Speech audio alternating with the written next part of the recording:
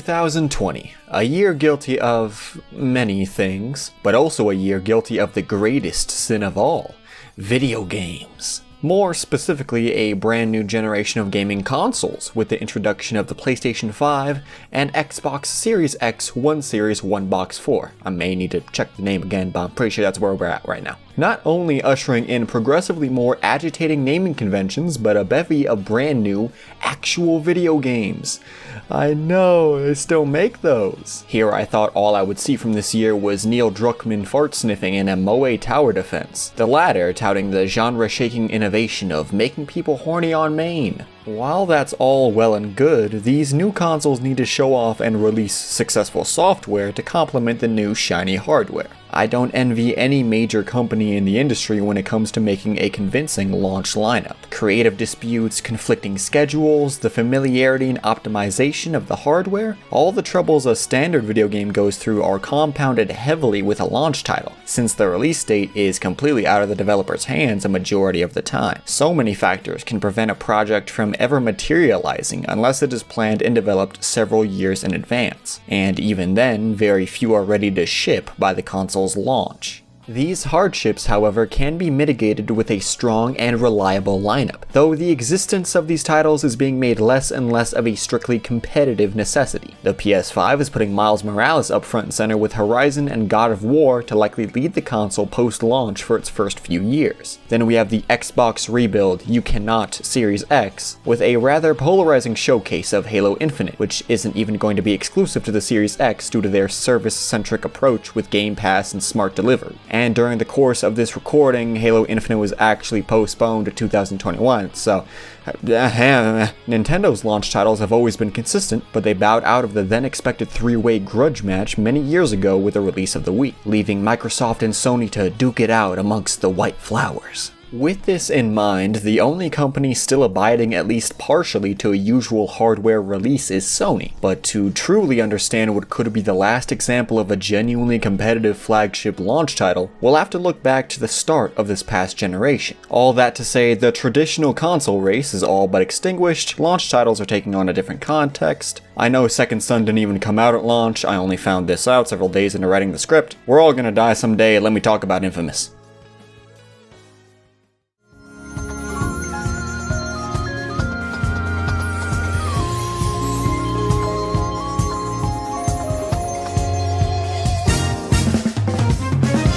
To say the lead up to the PlayStation 4 was hotly anticipated would be a grievous understatement. Despite the PSN data breach in April of 2011 and misguided marketing in the first half of its life, the PS3 was a popular machine boasting an even more popular lineup of exclusives, chief among them being Naughty Dog gems The Last of Us and Uncharted. Alongside them stood God of War 3, Killzone 2 and 3, Metal Gear Solid 4, Valkyria Chronicles, and a new IP from the Sly Cooper developer SuckerPunch, Infamous. By the end of the PS3's life cycle, Infamous had two critically and commercially successful installments. There was also the spin-off of Infamous 2, Festival of Blood, which may have been okay. They were vampires and I think Cole stabs Jesus at some point. I don't know. Moving on. With the IP steadily climbing up the PlayStation pantheon, a new Infamous game was all but guaranteed on the inevitable PS4. Now with the added feature of being able to run on hardware that isn't a bunch of alien bullshit. With the hype train already underway, like clockwork at E3 2013, Infamous Second Son was officially revealed. Bald Man evolved to Beanie Man, Zappies to Coffees, and the course was set for a March 21st, 2014 release date. A genuine launch title? Technically no, but you didn't launch with a gaming console either, and I don't see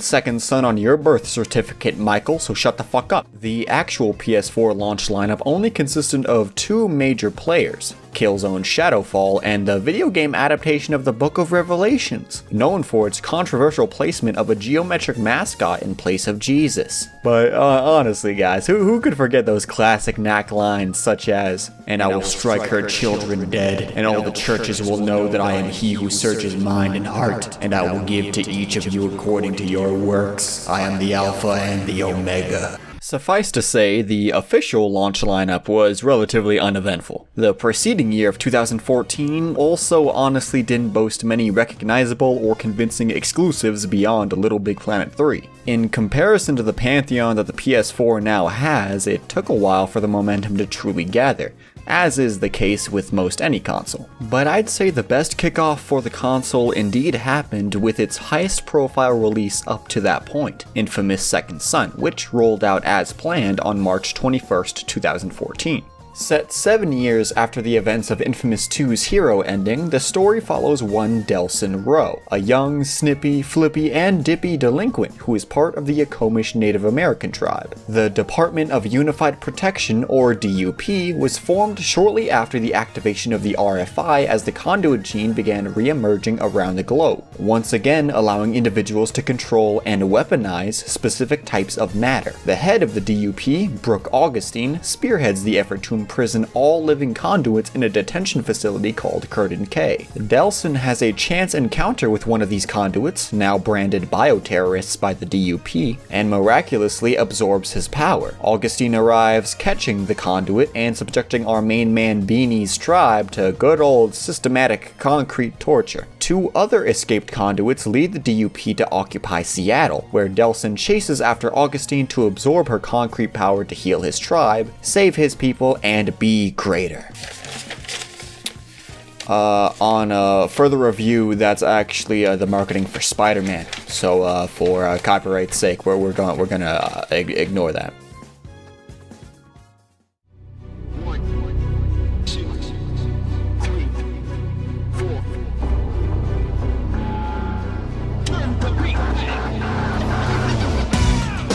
So, with being from the infamous franchise, Second Son is an open-world action game centered around inventive and dynamic uses of superpowers. As I stated previously, the Zaptacular Cole McGrath is not present, because he did the whole Lightning Jesus thing at the end of Infamous 2. Instead, we have Delsin Rowe, who has the ability to wield 4 different conduit powers by the game's end. These are Smoke, Neon, Video, and Concrete. While each of these elements do have a base moveset, some have enhancements to abilities tied behind the game's morality system, like the malicious act of going slightly higher into the air when you dash into a vent. Not even fucking with you, this is a power apparently only conceivable by those with evil karma. Or the upgrade that turns Neon into the best mobility option in the game, being locked only to good-hearted souls, as we all know that those who are infamous can only run from their demons for so long. Or some shit, I don't know. Regardless of the morality upgrades each element has, their pros and cons are still apparent. For example, Neon turns Delsin into a highly mobile sharpshooter, debilitating enemies with precise laser beams and stasis bubbles. Light speed, especially with the upgrade I mentioned earlier, Endless Speed, makes it the best all-around mobility option in the game. Video has more esoteric uses, such as invisibility and finally being able to mortally wound VTubers. Its movement option is Video Surge, and while it doesn't have an endless upgrade like Neon, its acceleration and subsequent burst of speed eclipses every other power, along with it being able to glide. Concrete turns Delsin into a honkin' tonkin' big man walking. And Smoke! Moving on. Not only does the currently equipped element change Delsin's movement options, but also his melee attacks. You see, Delsin Rowe is very well versed in the Akomish pastime of grabbing a bike chain and ruthlessly beating down government agents. Smoke imbues the chain with embers for some Ghost Rider shit, and Neon turns it into a lightsaber. Video creates either a hard light sword or claw depending on your alignment, and Concrete is Delsin not giving a fuck anymore. The target of Delsin's wrath is the DUP, who he affectionately refers to as dupes because beanies rule and acronyms are for punk bitches. The department categorizes their soldiers into classes named after chess pieces. Pawns are run-of-the-mill ground troops, knights are more mobile and use tear gas grenades. Why they keep using it on a man who can absorb smoke, I do not know. Bishops are field commanders that are lightly armored but are more adept with using concrete. Rooks are chonkers that use Gatling Gatling guns, with a super variation that are fully encased in concrete and engage in hand-to-hand combat. While not harboring the same variety of enemies previous installments had, like the aura and golem conduits, the DUP are adequate enough in testing your resource management and reflexes with their high rates of fire and pinpoint accuracy, especially on expert. Visually, concrete does a decent job to make itself appealing considering it's, concrete, and the DUP varies itself up just enough with helicopters, automated turrets, and the like to keep gameplay entertaining, though this could also be a side effect of the game's rather short runtime, but we'll get into that in a bit. Gameplay as a whole ties even more into the karmic system with the Karma Bomb, a name which may have not been the best option considering conduits are now called bioterrorists, but it sounds dope, so fuck it. A Karma Bomb is achieved after an uninterrupted string of good or evil acts, depending on your current morality. While using smoke like a heathen, Delsin is able to use the oh-so-marketable orbital drop. Yeah, boy! Neon allows him to use Radiant Sweep,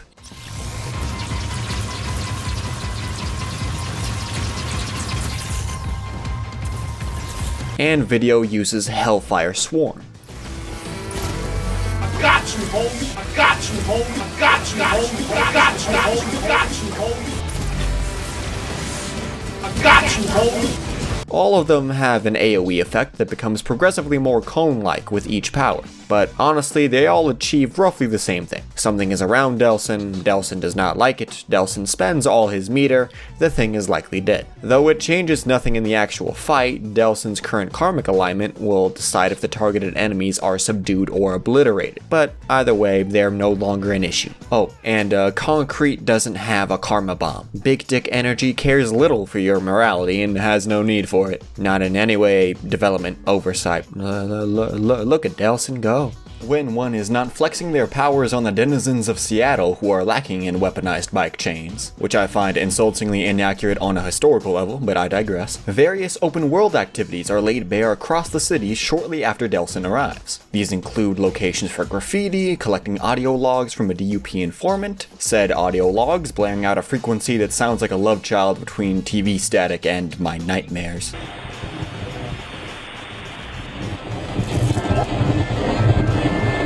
Sussing out secret agents for the DUP hiding among the populace, etc. The activities are short, sweet, and carry on SuckerPunch's open world philosophy of making every side activity feel like a cohesive part of the world, naturally flowing in and out of the gameplay loop whenever the player so chooses. Multiple activities can be checked off while the player was initially only focused on one, making exploration itself feel spontaneous and dynamic, with no single activity outstaying its welcome. It ties very neatly into SuckerPunch's own mission statement: no load, just go. Now, it may not say that on anything that the company has ever put out, but I'd like to think of myself as a preemptive marketing contractor. Just don't shorten that as an acronym if you explain it to my probation officer, or Papa Shadaloo gets a one-way ticket back to Guantanamo. Now, I've heaped on a lot of praise while explaining the game's core concepts, but not everything is rainbows and unicorns. While I don't believe it's a significant fault, or even the biggest fault the game has, there remains the fact that Second Son is a fairly short game. With me wanting to 100% everything again like I did when I initially played Second Son, it only took me a total of 15 hours, which feels like a world record speed run in comparison to the recent SuckerPunch darling Ghost of Tsushima, which took me and many others north of 50 hours to 100% complete. Listen, in the grander scheme of the AAA industry and how truly scummy it can be with content to price ratios, 15 hours of dynamic, expressive gameplay isn't the worst, especially with the game's karmic alignment giving an incredibly obvious reason for a second playthrough.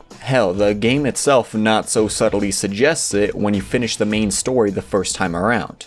Though it is a disappointment since I found the gameplay so engaging and did genuinely want to see more of these characters, I can't say it's out of the norm for Infamous to be on the shorter side. Infamous 2 is arguably a smidge longer, and Infamous 1 only outpaces both of them by a handful of hours. At launch for $60, if you paid the same for Infamous 2, you were basically getting an identical bang for your buck. However, I think with Second Son's MSRP now sitting firmly at $20, the cost is well worth the still engaging and unique gameplay, coupled with technical achievements that are still very comparable to the current PS4 landscape. Just on the topic of technical merits and performance, be aware SuckerPunch really likes their particles, so be prepared for base PS4s to shake their sub 20 FPS fists at the game from time to time. Though this only really happens during karma bombs or when destroying DUP structures. The game does its best to hang in the 30s and above otherwise. While that is an issue that can easily be overlooked, there is one concept of gameplay that does irk me. It doesn't mar my personal enjoyment on a general level, but it does feel like a case of missing innovation,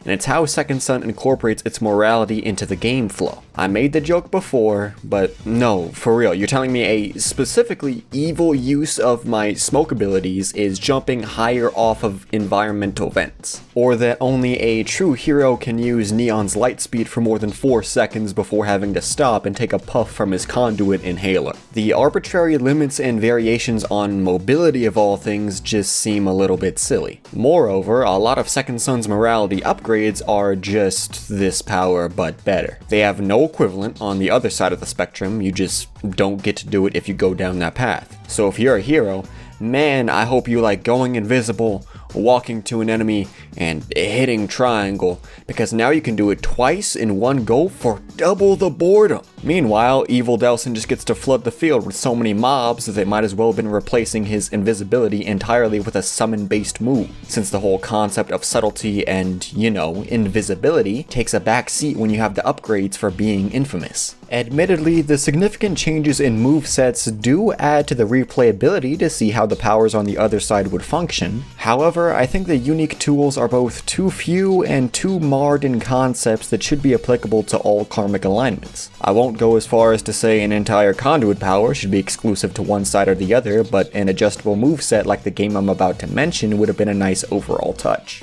Infamous 2 came to the table with a similar concept, and some of my critiques carry over there as well, though it's mitigated by the aforementioned large move list that can be switched out during gameplay. In Second Son, you have to really stretch to say how higher fire rates and more missiles are only things the Infamous route is allowed to have, let alone the endless speed upgrade being locked to hero. I feel like I've mentioned that for like the 3rd time. Do I sound salty? It's cause I am. Another issue that the karmic system brings up is how evil and good acts are treated in the midst of a battle and in general gameplay. The Karma Bomb, like I mentioned earlier, is gained after a certain number of karmic acts are performed, the type of karmic act depending on your current alignment. The issue arises when it starts to be very clear that Delsin on the infamous path has a far easier time not only gaining his Karma Bomb, but also getting to the higher levels of his morality. Since it's damn near impossible to unintentionally do heroic acts, your Karma Bomb streak will almost never be broken if you're infamous. But if you're a hero, one stray piece of debris from a DUP tower that you just destroyed can careen into a holding pen full of civilians, cutting off the ability to use a Karma Bomb. While you could say this is a neat, in-universe way to show how these superheroes must be cautious of collateral damage to get into the public's good graces, and I would agree with that sentiment to an extent, the karmic system's binary nature makes these sentiments a bit too restrictive on the gameplay side for me to fully appreciate it. These problems seem to be a surprisingly personal take, since a majority of the criticism I've seen online about the karmic system is its narratively binary nature and the lack of anything resembling morally gray. Fair points, no doubt, and absolutely something that I think should be considered come a 4th major installment in the franchise. If we're being honest, I guess my concerns at the moment lay more with how much fun pew-pew I can do, since I still find the 2 karmic extremes of Delsin character-wise very entertaining. Though I do admit, after 3 games, it would be nice to see Infamous do something a little bit different with its morality system. One other thing is that it feels like the design of combat starts to freak out a bit in enclosed spaces or encounters at high speeds. Delsin and his enemies just move too far, too fast at certain points, and the camera has a genuinely tough time keeping up. The concrete structures the DUP set up also do collide with said camera quite often. Overall though, Second Son's gameplay is just as entertaining as Infamous has always been, if not more so. With the emphasis on vertical mobility and power variety, Second Son is just incredibly fun to play no matter how many times I come back. In short, video is neat, concrete is... Neon was so good they made an entire game out of it, and yeah, I guess Smoke is actually pretty sick, whatever. Fun ass game though.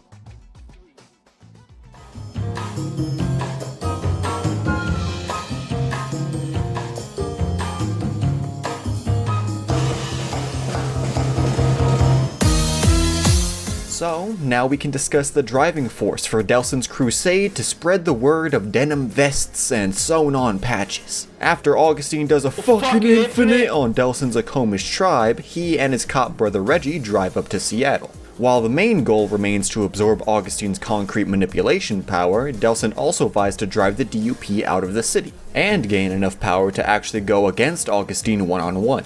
Along the way, he meets Abigail Fetch Walker, the prime conduit of the neon power, and Eugene Sims, the prime conduit for video. Reggie also begrudgingly assists his brother in the battle against the department, but does his best to convince Delson his conduit powers are a sickness, constantly offering him a face mask and urging him not to use melee in order to keep a 6-foot distance. Delson is visibly confused by this. Delson's character development differs depending on what path you choose to set him on, obviously. He initially begins as your average local delinquent with a generous sprinkle of sass and snark. These traits are still core to his character either way, but the end result is where things become blatantly obvious. If he becomes a true hero, Delson rises to the occasion and confronts the moral quandary the DUP poses about conduit rights and freedoms, choosing not only to be greater than the miscreant some may have labeled him as, but also to improve people's perceptions of conduits as a whole by juxtaposing the DUP's fear-mongering propaganda with his very own genuinely heroic intentions and actions.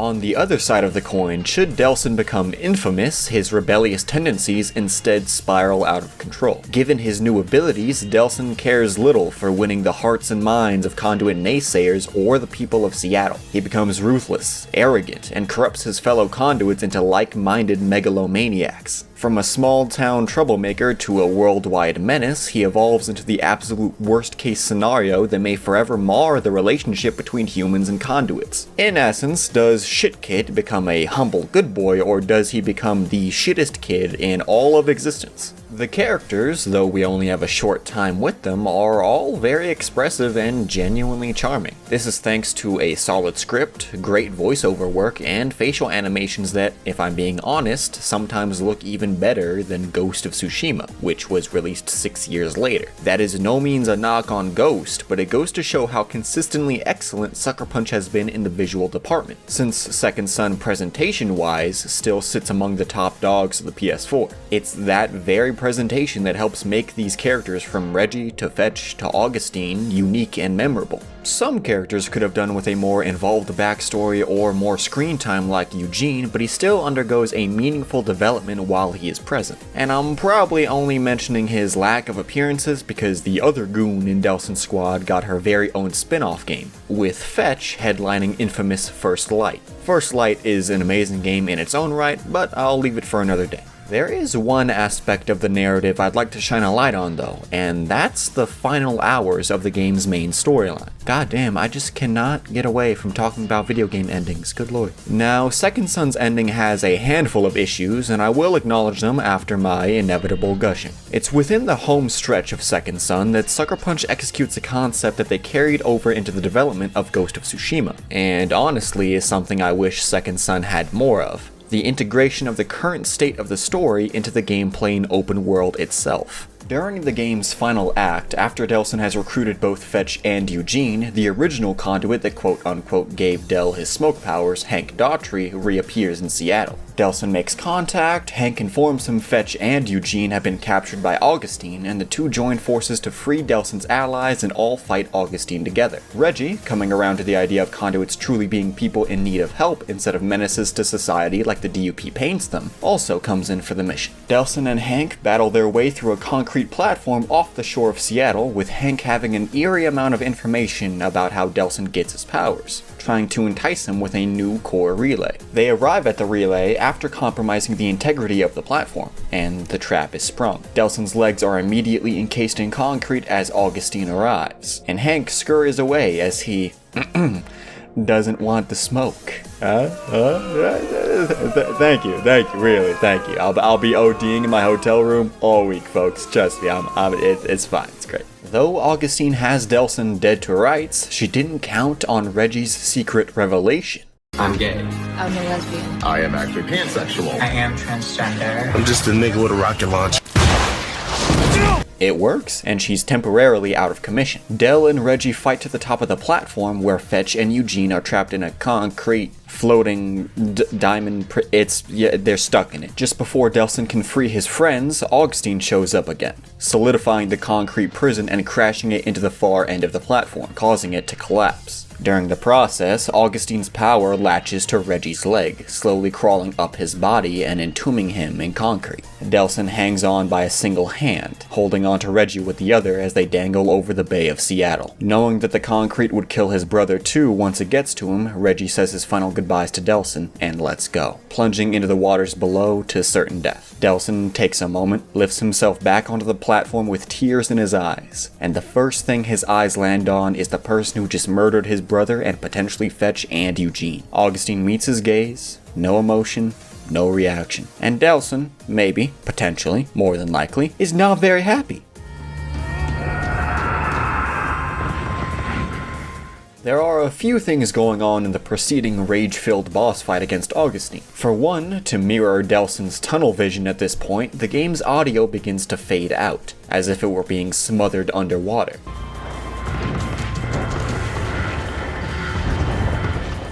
This gives special emphasis not only to the game's soundtrack, which is overall fantastic and very underrated by the way, but also Delson's own voice as Troy Baker's performance cuts through the muddled, emotional backdrop of whistling smoke and crumbling concrete. You tortured my people!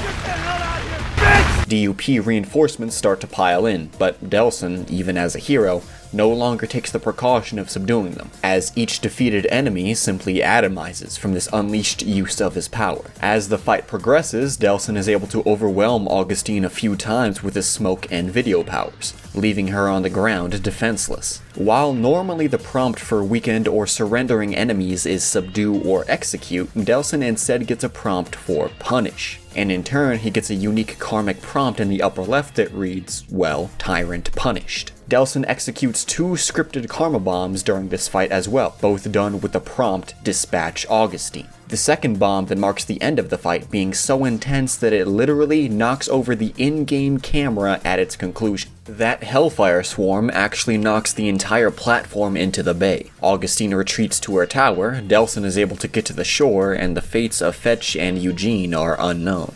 Del vows to find Hank and make him pay, doing this cool flippy wrap thing on his arm with the chain when it's unfurled. I don't know why this visual has been stuck in my mind the past 6 years, but it's so fucking cool. Anyways, Delson hunts down Hank. He is given the option to either spare or kill him just as he's about to reunite with his daughter. Afterwards, our now fully evolved and resolute Beanie sets his sights on besieging Augustine's tower. During the journey there, the impacts of Delson being a hero or infamous start to set in. In the true hero route, Augustine is on TV demonizing Delson Row and the Conduits as a whole in a last-ditch effort to maintain her control. However, the denizens of Seattle are actively calling her out for her lies and the DUP's iron fist occupation of the city. They have seen for themselves the good intentions of conduits like Delson. They even start throwing hands with armed DUP soldiers to keep Delson safe on his way to the tower. So many small things that amount to what is no doubt the best set piece in the game, and it's completely reasonable to see how this, if the order of events were appropriately adjusted,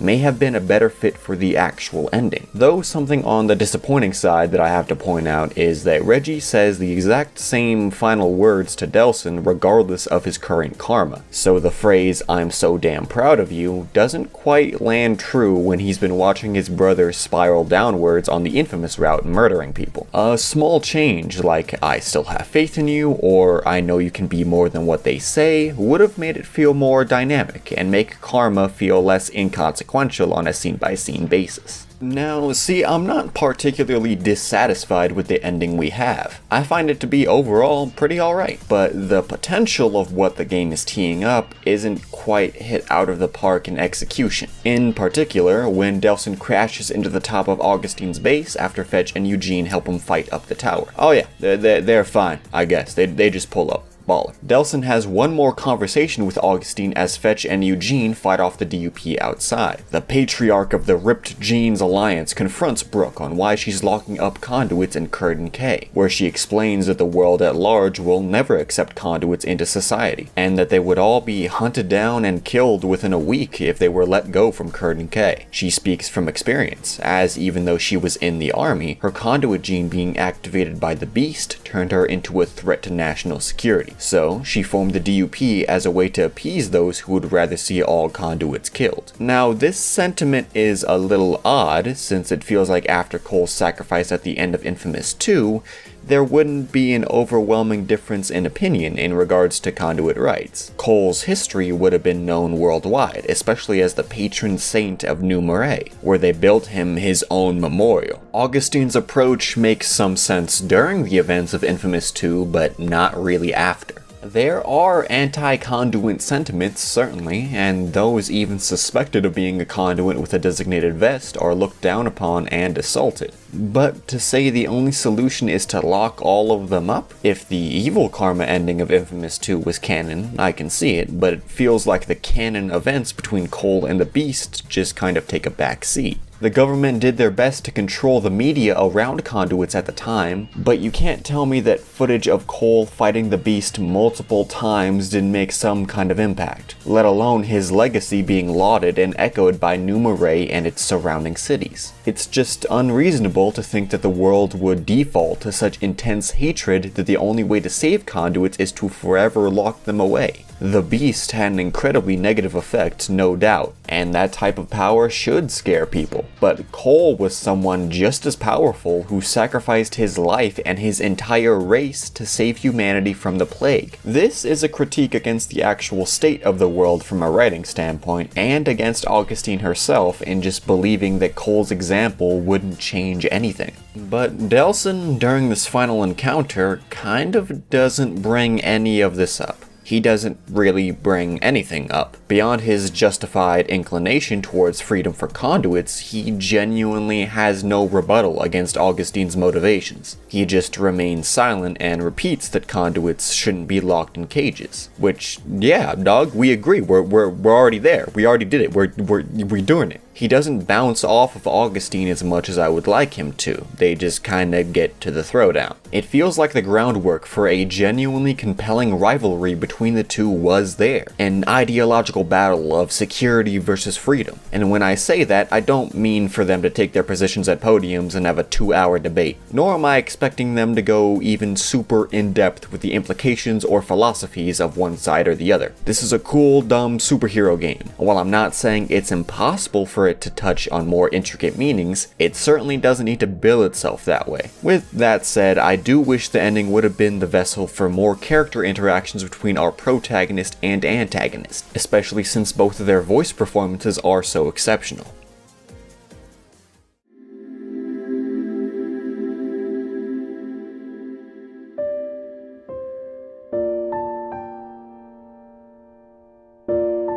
Alright, we can start to wrap this up, but I'd be remiss to not go more in-depth with the game's presentation real quick. God damn, this game looked good. A clean, aesthetically pleasing UI, particle work that is possibly still yet to be matched, the technical achievements I already mentioned like facial animation and motion capture, coupled with the amount of love put into Seattle down to the most minute details just elevates this game even higher. I would just recommend putting your contrast level to low instead of high, since powers like neon are so goddamn bright that it can blow out everything else in the picture. I could go into even deeper detail, however, this video isn't meant to be a complete breakdown of Second Son. Like the Final Fantasy VII video, I'm just here to express my genuine enjoyment, while nodding at the flaws that stuck out even to me. Story-wise, Second Son takes on a different approach than the previous installments, and while I believe the bridge between 2 and Second Son could have been smoother, in general I do appreciate this new direction. A common critique is that the open world and gameplay did too little in the way of innovation, and my response to that is, haha, video go brrrr. While innovation is obviously an integral and necessary part of the gaming industry, I'd rather it not be done through raw trial and error and without proper integration. There's no real room for a participation trophy in the realm of gaming if all of the titles in question retail for $60 at launch. And far too many times the people who are actually able and willing to push envelopes in an entertaining way are overshadowed by companies or creative teams that just shove in what amounts to vanity mechanics, existing only to stroke the ego of misguided teams. Two of my favorite companies are Platinum Games and, you guessed it, SuckerPunch, and they've been making very similar titles for the last 10 years. I've enjoyed nearly each and every game more than the last, as each one harbors adequate differences in content and mechanics for me. Can I still see a genuinely distinct and unique creative approach? Am I having fun? If both answers are yes, then you've got my support in all categories. And it's for those exact reasons that I find Second Son and its ilk like Ghost of Tsushima so ironically refreshing. The game isn't concerned with the industry around it. It isn't worried about pushing any envelopes that don't need to be pushed. It does what it does very well in my opinion, and it's pretty nonchalant about it. Its one and only concern is making a game that is just fun, a project that the developers genuinely want to make, tying into Sucker Punch's policy of only working on one title at a time. I've talked a lot so far, but in conclusion, even 6 years later, I still think Second Son is phenomenal. Easily the best game of the generation's early rollout. I know that isn't the greatest accolade, but I'd go as far as to say that even now it sits comfortably among the giants that have come after it, being another worthy must-buy in the PS4's exceptional exclusive lineup. While I'd love to see Sucker Punch do what they want and expand in different directions, like Ghost of Tsushima, I'd be lying if I didn't say I'm waiting with bated breath for the eventual continuation of the infamous franchise.